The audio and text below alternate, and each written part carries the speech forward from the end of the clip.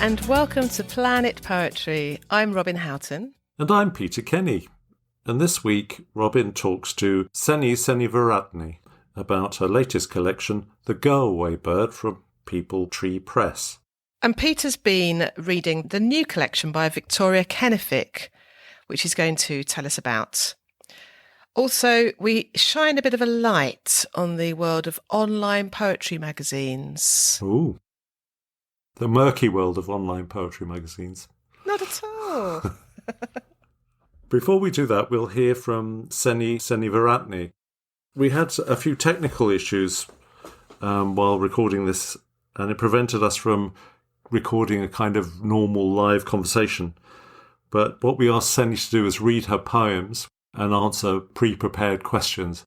That's right, Robin, isn't it? Yes, that's right. So it may sound a bit unlike our usual interviews, but I know you're going to enjoy it.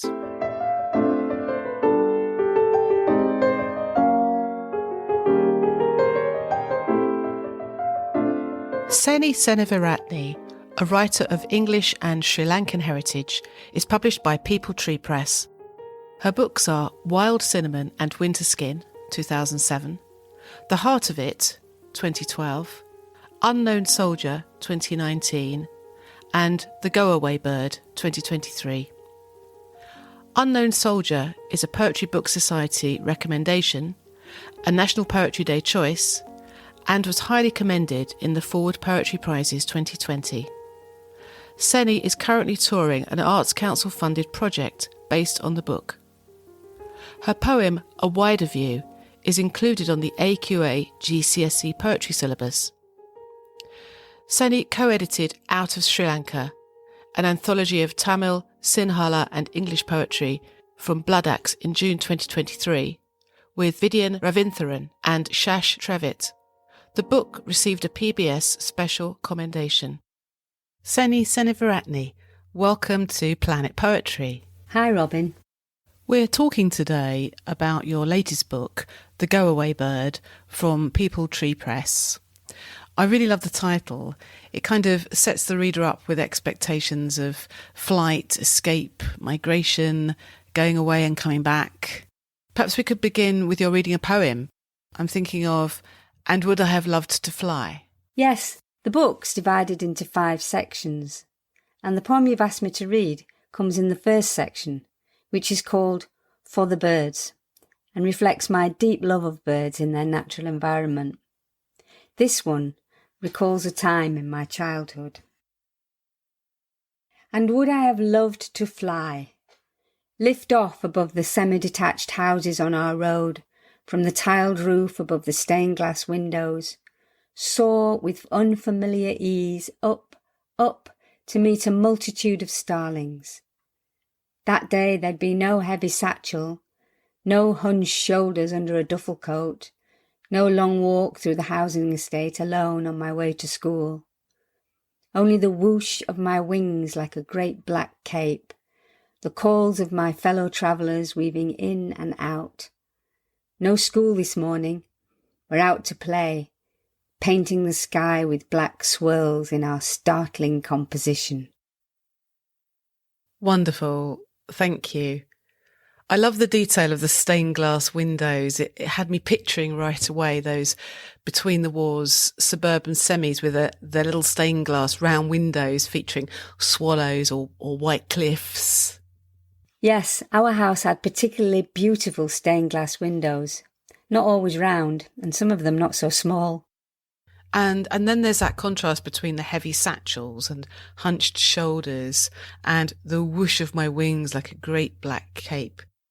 Actually, the word black straight away I felt was unexpected, and appearing as it does early in the book, maybe it's somehow prescient. For anyone who knows me and my work, the word black would most likely not be so unexpected. And yes, you're right, it does carry other resonances in my life and for the rest of the book. I've seen your work described as straddling continents and centuries, which sounds quite grand and a bit daunting to me. And yet, what strikes me most in reading your book was how you home in on very small details with great delicacy. And I wonder if this is anything to do with your love of birds. This homing in on small details is to do with my love of homing in on small details of all kinds of things besides birds. It's to do with my love of being still and noticing, which is part of my practice as a poet. Oh, well, yeah, well, that makes sense. I was wondering if you could read for us, please, My Light-Boned Lover. My light-boned lover has taken to carving corvids. The numbers are growing. If we pass them in fields, she stops the car suddenly, waiting for takeoff. She spends hours studying their form, shoulders hunched, smearing bold lines of charcoal over page after page. She says it's her wings when her back is aching. Won't take the tablets the hospital sent to strengthen her hollow bones. Yesterday, I caught her gazing longingly at their silhouettes in the trees on the horizon. I know it's only a matter of time. Ooh, this struck me as a bit like a piece of horror flash fiction. The word carving puts me in mind of carving a turkey, and that use of smearing is a bit too close to an image of a dead bird in the road. The sinister feeling of a person turning into a bird. But unlike the first poem you read, this doesn't feel like a joyful transition with the aching back and the hollow bones. I was wondering if it's a poem of loss. This didn't start out as a poem of loss, but perhaps it became one. When it started, it was a much lighter poem. I was observing my partner carving corvids in the garden. But this is the way with poems. They often express something much deeper that you're not at first aware of. It was written during the COVID pandemic, after all, and the times were steeped in loss and the fear of loss, so I guess it's not surprising how it turned out. There's a section of the book entitled Vagabonder, in which you write about moments in time, chance meetings, light bulb moments, sliding door moments. I wonder if you could tell us a bit about this, and also whether you would read the poem I Wanted to Write About Falling. Yes, the Vagabonder section has a lot of what I would call moments of being poems. Several of them were written at a time when I was travelling a lot and felt adrift in many ways. You could say they are moments out of time rather than moments in time, when nothing matters but the moment, and when anything could happen or not happen. I'll read the poem. I wanted to write about falling, because I tripped as I hurried to catch the bus to St Pancras from the South Bank, where I'd heard about Bertolt Brecht and Greta Steffin falling, in love in their case. And then I'd fallen on palms and knees, despite which I made it to the train, where I fell into a conversation with a woman who looked as if she might burst into tears, until I leaned across the aisle with a question, discovered she was en route to her dad's 80th birthday, but was afraid she'd have to turn back since she'd lost her artist toolbox, full of items that were essential if she were to avoid falling behind and missing an important deadline. At which point I suggested she could phone Carluccio's, where she believed she'd left it, ask them to keep it safe until the next day. So she did, which just goes to show how some things can sometimes fall into place. I love that. And funnily enough, it put me a little in mind of Alice Oswald's poem, A Short Story of Falling, the sense of one movement leading to another, a journey that almost ends up in the place it started, and also the idea of travelling without ending up where you expected. And this feels like a theme you come back to from different angles. Would you agree? This is so much for me what writing a poem is all about. You start with questions and really don't have any idea what answers you'll end up with, or if you'll find any answers at all. And what matters most is the journey of the poem, one thing leading to another, and the use of language in the service of the poem. I think that's so true.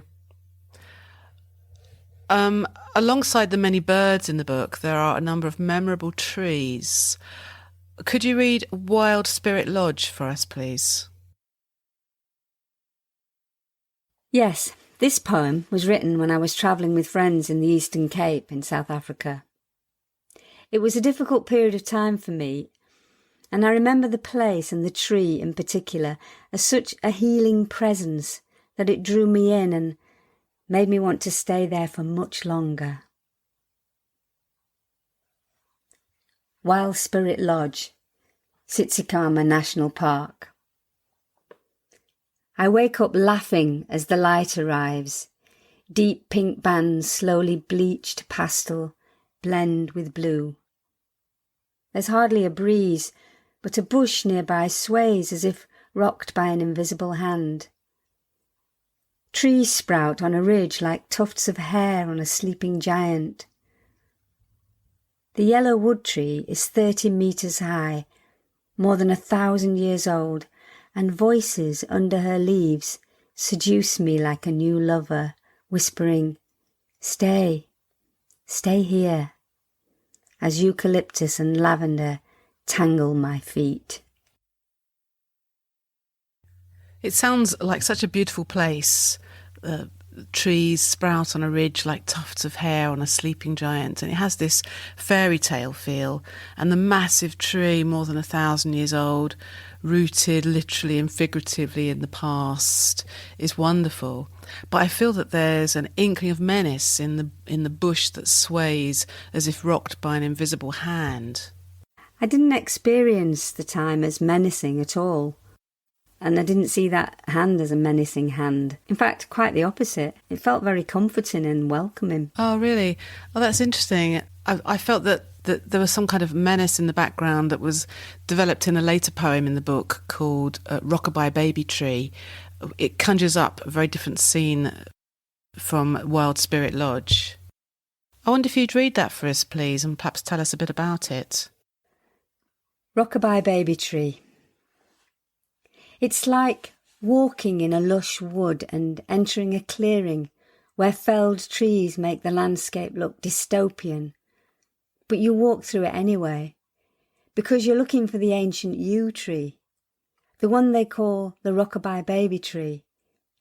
And when you find it burnt out, you go up close to hold it, which is how you discover the way the bark has kept its beauty in the fire. And there's a hollow that looks like a cradle, and you almost miss it, the two-leafed beginnings of another yew.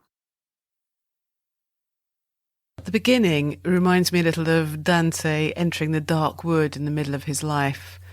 The person approaching the Rockabye Baby Tree is looking for solace or some kind of wisdom or hope, I suppose. We gather this from the instruction to hold the ancient yew and the pun on yew. And I love that phrase, kept its beauty in the fire. It seems to speak of ageing gracefully, or perhaps the acquisition of wisdom over time, of resilience, and the final two-leaf beginnings of another yew in the hollow that looks like a cradle is lovely. And even you almost miss it, another sliding door moment that this time ends well.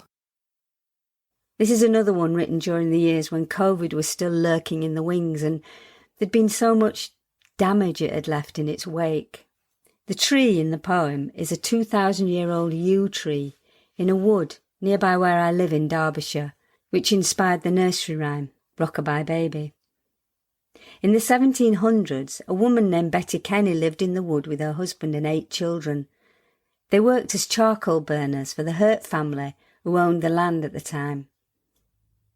The Kenny family lived in a turf-covered hut below the tree and used the tree's trunk to support the structure. According to local legend, Betty rocked her babies to sleep in one of the tree's enormous, hollowed-out branches, hence the nursery rhyme. If I was looking for some sense of hope during those times, then I guess I found it there. Now, in the section of your book entitled Naming the Pages, you bring to life in a sequence of mostly 12-lined poems some of the enslaved black children who appear in 17th and 18th century portraits that you can still see in English homes and art galleries.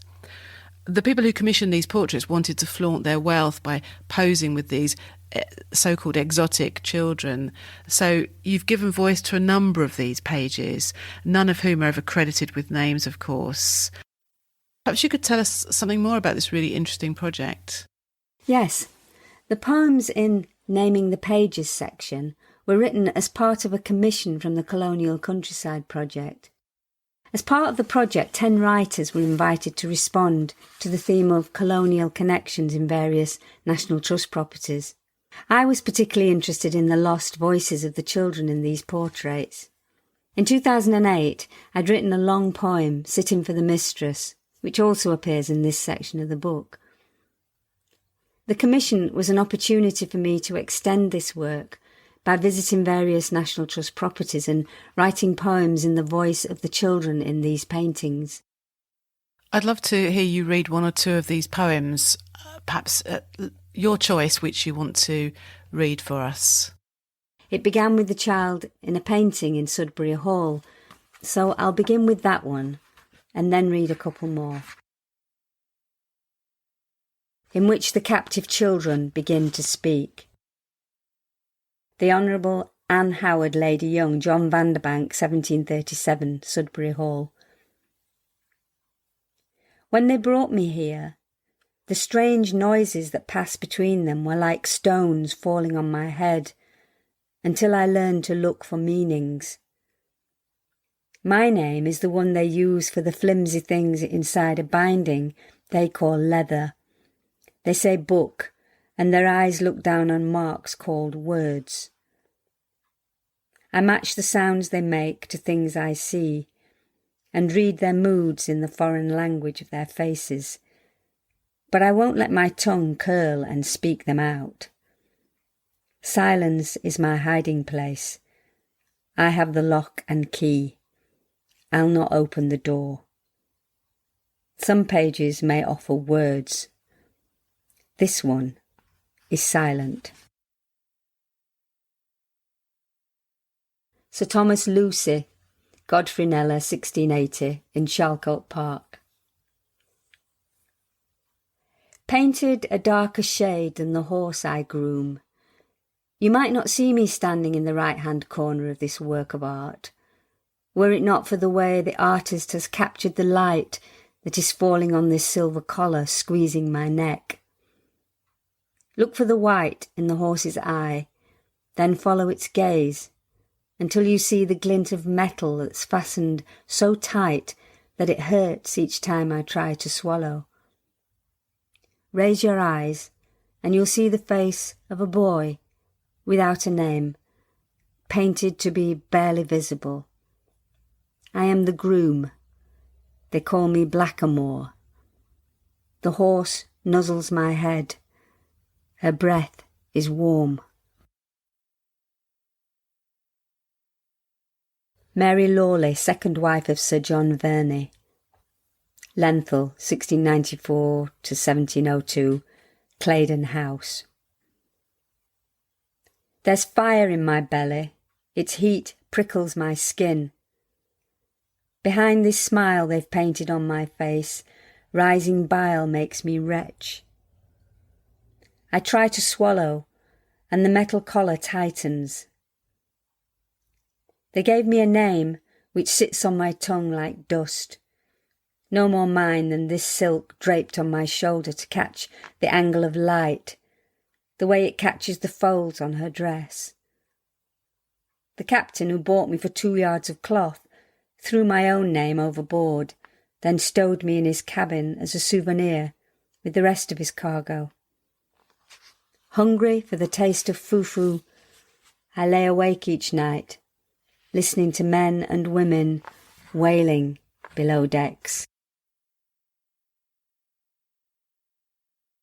Belton Conversation Piece, Philip Mercier, 1726, Belton House. The day they brought me here, a white powder was falling from the sky. It landed on my hands and face, then disappeared and left a chill. I know they're changing seasons now, the way I've come to know my place. With less status than the dog on our lap, I pushed the wheelchair of the Viscount's invalid wife, dressed in brown and gold to mirror her gown. She is heavy, and I am hungry for comfort, but no one speaks to me. Why look at the clouds? I'm a boy without wings, no more than a shadow in their grand house, full of cold corridors and even colder hearts.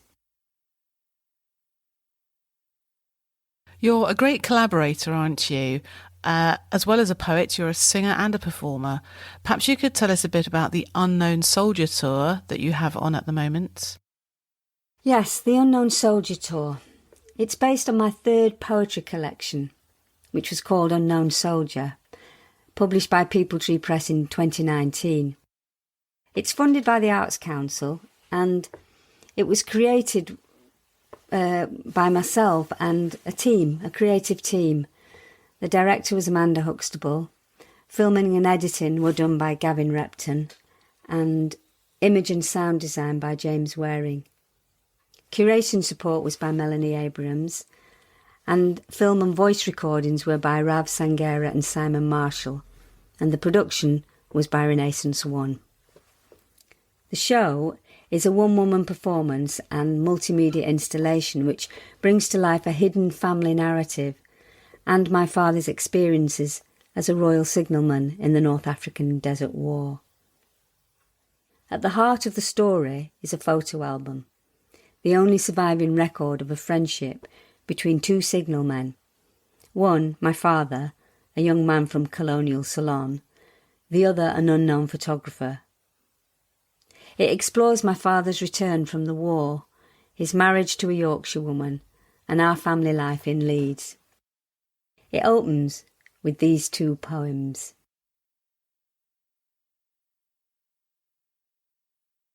Dream House.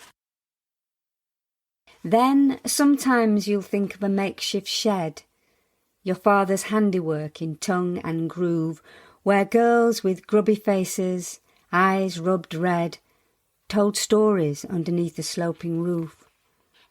You'll think of long grass and the seeds you gathered, pretending it was wheat for bread you'd bake in your imagined oven. Nothing mattered except how long the day and how to make this secret den a special place. Until the day your father told you of the air raid shelter under the concrete floor, how people hid inside all night and sometimes prayed.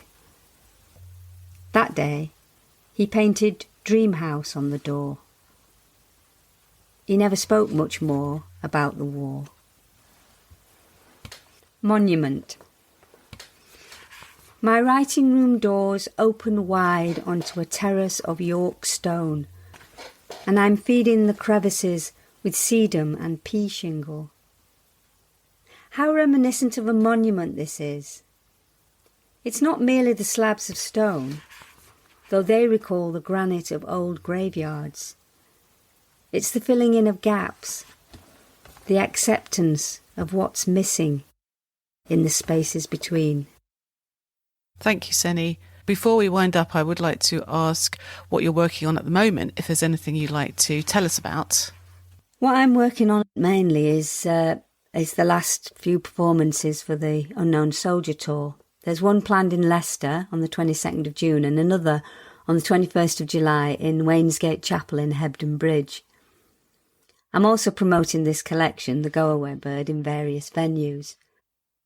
Currently, like many people, I'm feeling very sad and heartbroken by the ongoing war crimes in Gaza, and it feels like my most important priority as a poet in the world today is raising my voice to speak out against what's happening, sharing poems written by Palestinian poets, some of whom have sadly been killed in the airstrikes, and raising funds for relief work and medical help. So this is what I'm putting a lot of my energy into at the moment. I think it's always nice to finish on a love poem, and this is actually a ghazal. And I know from your biog that you've worked with Mimi Kavati, and I know she's a great exponent of ghazals. Perhaps you could tell us a little bit about the form and introduce and read the poem Ghazal Heartsease, please. This poem was one of the first poems I wrote in 2020 after a period of time when I felt unable to write much at all. It was prompted by our anniversary coming up, and it was my first ghazal. I'm fortunate to have Mimi Kavati as a mentor, and she helped me enormously with the form. Ghazal, Heartsease. Words scramble out of reach, caught in the sycamore trees, on the rambling rose, but this garden brings its heartsease. Your quiet presence in the red and ochre of my present soothes me like a tulip's promise of spring's heartsease. You grew blueberries for my pleasure, made an arch curved like wings, where my clematis clings with heartsease. The roses were always for you. Now they grace the life we share. Look, the lush profusion of the poet's wife sings its heartsease. And now this poet, watching my beloved hands work wood, recalls the gold of oak and beech on wedding rings. It's heartsease. Lovely, thank you. It's been a pleasure to speak with you and hear your poems, Seni. Thanks so much for taking part in Planet Poetry, and all the very best for The Go Away Bird.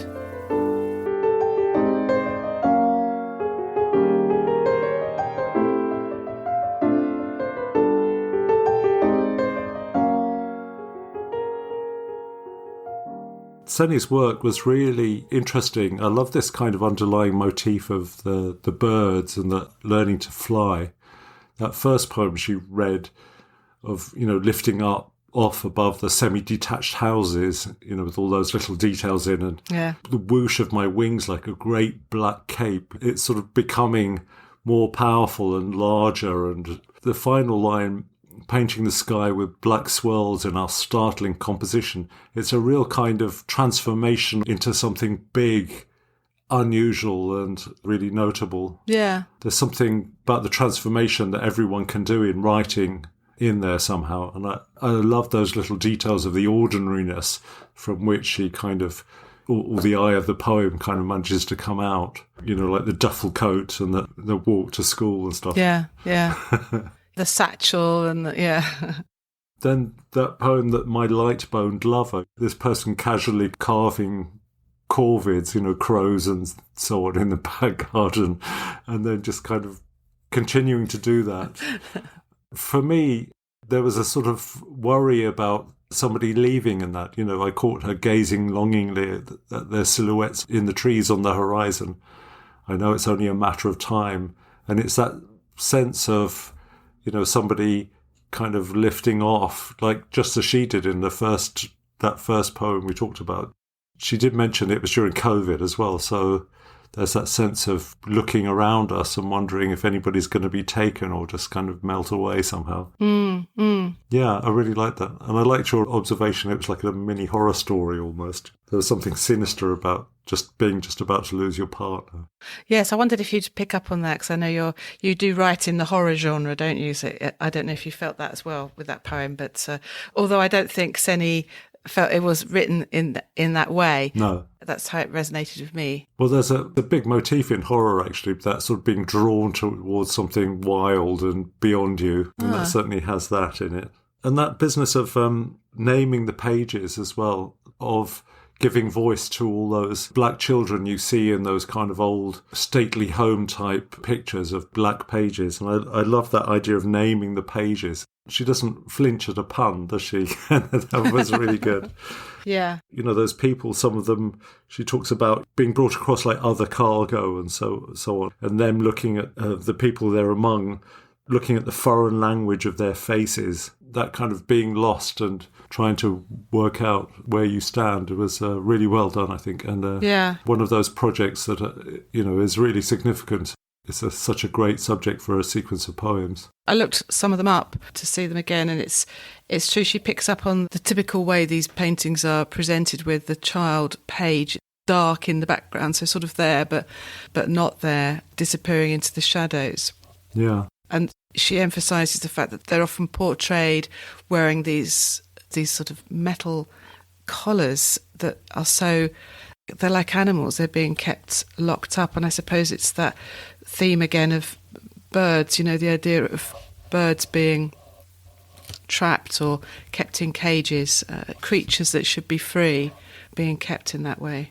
Yeah, it's quite grotesque, isn't it? Those collars, to our eyes, absolutely appalling. I really liked that rockabye baby tree.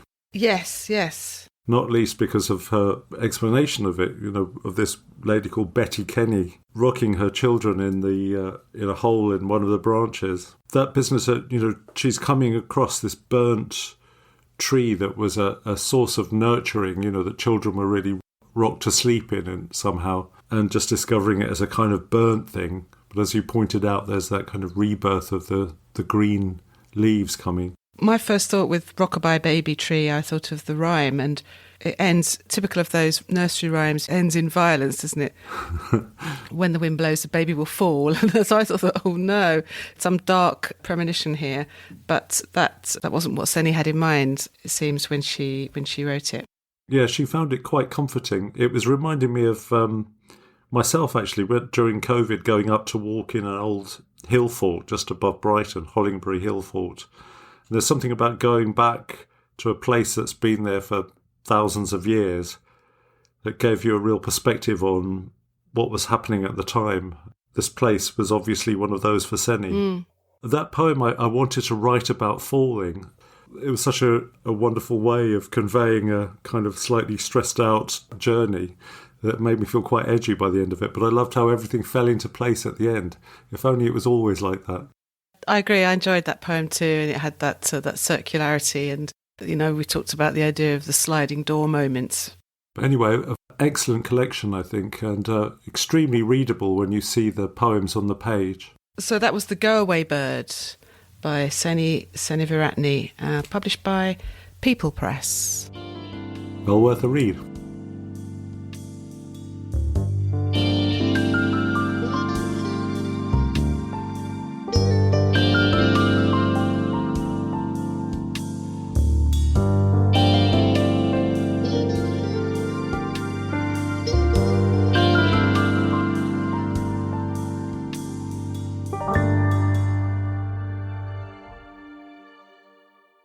Now, Peter, tell us what's floated to the top of the pile of to be read recently. Well, it's one of those books that was sent to me. It's a Poetry Book Society choice. It's called Egg Shell, but there's a kind of / between egg and shell. Ah. And it's by Victoria Kennifick, and it's published by Carcanet. That's the beauty of belonging to the Poetry Book Society, I suppose, is they'd send you books that you may not have selected for yourself.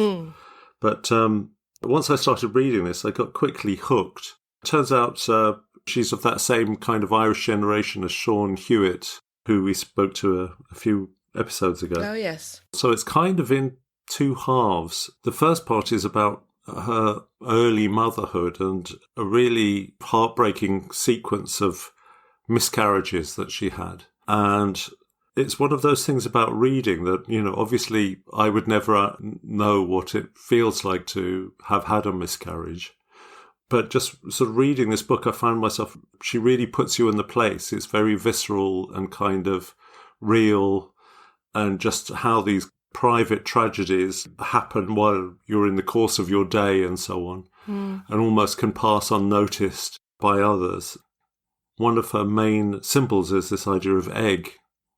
She's thinking about her eggs, and at times she's going with her daughter, because she's had one daughter, to go and look at swans and seeing that they've got eggs and so on. And the second half of the book, and this is the kind of bit that I've not read anything like this before, it's about the impact of a spouse's gender transition and the dissolution of a marriage. She writes about this very carefully. You know, she writes about how she feels about things, and she doesn't attempt to write the story of her former husband. For example, I've just read an article in the Irish Examiner where she's talking about how they're sort of co-parenting and they get on extremely well. And in that, she describes how one of the words for someone who doesn't yet realise they are transgender is egg. So the first half of the book, you know, obsessing about her own eggs and, you know, why she keeps losing children. And then this egg of a former partner, she talks very generously about that egg breaking and somebody in a new phase of their life and so on starting. It's kind of fascinating, and it's wonderfully non-judgmental, but she is kind of raw. I mean, the second half of the book is quite oblique. She's not really addressing things head on too often. Yeah, very, very interesting. You've drawn the connection between the two, but when you first said there are these two halves of the book, it sounds like two books. Well, yeah, it does curiously hang really well together, and there are recurring images here and there. Just a very interesting book. I'm going to read one of her shorter poems in there called Ark of the Convenient, and this is from the second half of the book. Tell me it isn't strange, this hammering at the door. It's an excuse to stay in your arms to not go outside into the stammering wind. Frustrated gusts, unable to pronounce spring, blow rings around our house, want to come in and drive us out like yellow paddle boats, sucked up out of the lake, forsaken, hilarious as ducks in a row. The vents rattle vicious rumours in the living room, the spare too, and our picket wooden gate has fallen. Pick it up. Why is February roaring and weeping these huge drops? Dumped by March, the bastard, or disappointed by January? Who isn't? You know her best. Reason with her. Put on the kettle. Our electricity works. I'm glad we live on a rented hill. Then come back to bed. It's global warm right here. Let the continental drift. Let it bang and stamp. We'll line up in pairs. One of you, one of me. Eventually. So I like how it ends with that kind of the arc of the convenient. The poem's called, and how it ends up with that sort of pairing off. Yeah, you talked about puns earlier. That's yeah. I like the stammering wind, unable to pronounce spring. Yeah, I think it's just very skillful, but it's coming from an emotional place that's very interesting to me. Bears another reading, I think. The poem itself is in 2 columns. Oh, okay. So you have 2 kind of long stanzas side by side. And it is that sense of what was previously a couple, maybe standing next to each other and still being together and being kind of isolated from the rest of the world by this storm, which is convenient because it stops people coming and all the rest of it and helps them work stuff out. An interesting book. So how about you, Robin? What's been wandering across your screens or lap? Well, I've been taking a dive into some of the online poetry journals that we have. People sometimes say, "Oh, it's not quite the same as having a print magazine in your hand," which is true. But given the proliferation of online journals, they're easy to subscribe to. Quite often, they are completely free to read, and they're also easy to submit to, of course. But they really vary hugely, not only in what they publish, but also the format. And I think there's 2 main kind of formats that are recognisable. The one is the magazine that almost thinks it's a print magazine. So it will have new issues every, whatever that period might be, every month or every quarter. And then each issue, you've got a list of all the contributors and their poems. There might be an editorial, there might be featured poets, there might be reviews. And sometimes these journals have a PDF version that you can print off if you want to read it like a print journal, or they're on screen in a virtual magazine format like Issue, or that kind of software where you turn the pages. So they are formatted with images. Yeah. And then the second type of online magazine, I think, is those that publish new poems often once or twice a week in blog style. So in other words, each new poem that comes up pushes the previous one down. And you can scroll down and you can see all the previous poems, but it's basically you're looking at one poem at a time at a much higher frequency. It's just interesting to see what different editors have done within these two sort of formats. There's often a lot of variety. A blog style journal, sometimes every now and again they'll do a special, an anthology, or sometimes an online magazine will also do a print version, an actual print version, like print on demand, or an actual one once a year that you might get into. So they're a huge opportunity, and it's great for finding new poets, I think, names that you just have never come across.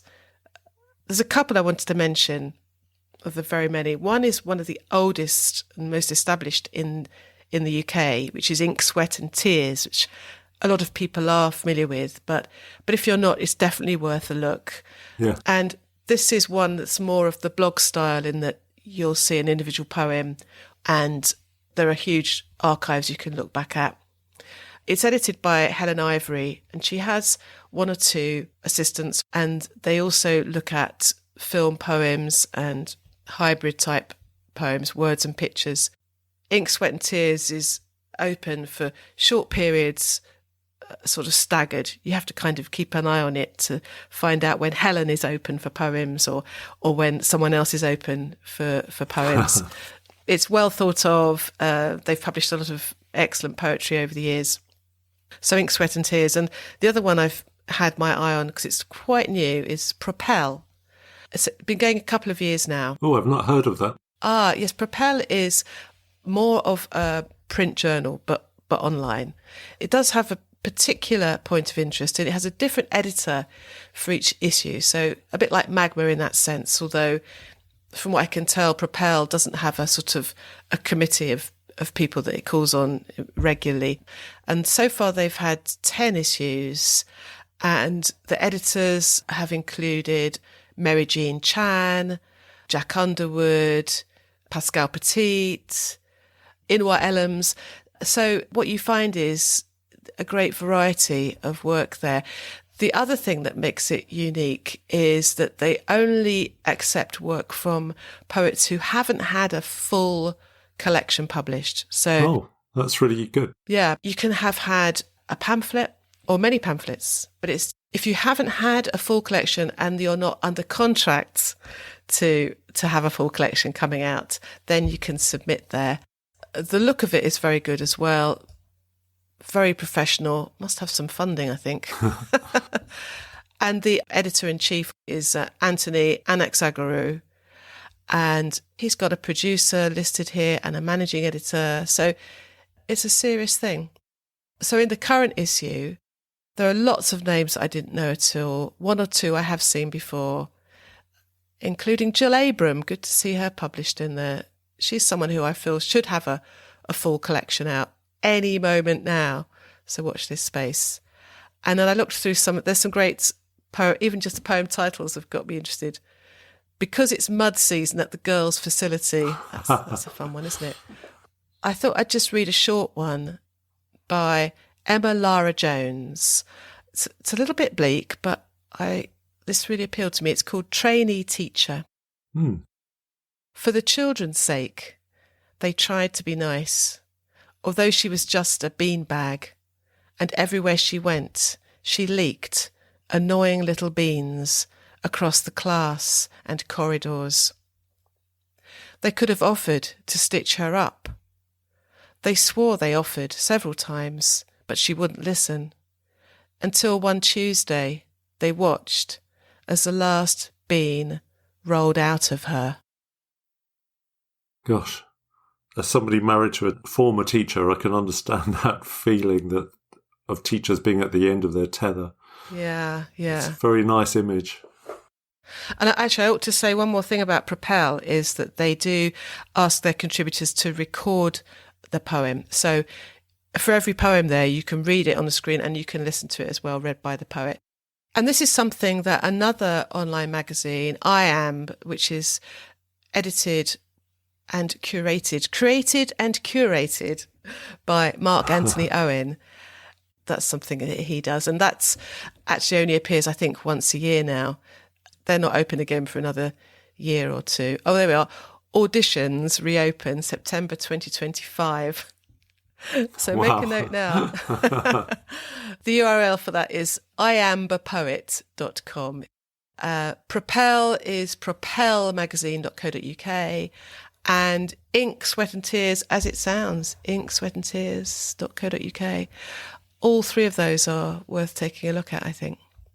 Well, the good thing about publishing online is, of course, it makes it very easy to share online. Indeed, yes. So sometimes when you publish in a magazine somewhere, you think only a handful of people will read it.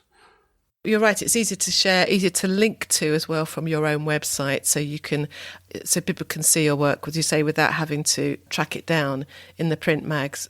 I used to edit an online magazine back in about 2001, which ran for about 2 or 3 years. It was called Another Sun, and it was very much in the early days of these things. I just did it online, and actually most of the people that I was publishing were from America or Australia or all around the world. It was a good experience, but I kind of wish I'd started it a bit later, really, because I was so ahead of the curve that I did it, kind of burnt out after 2 years or so.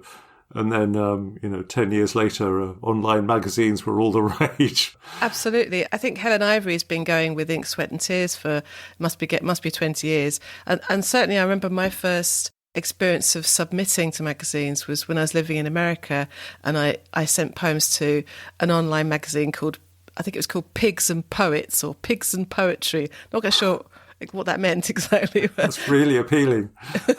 It was run out of a university. And at the time, I remember thinking, how exciting to get published online.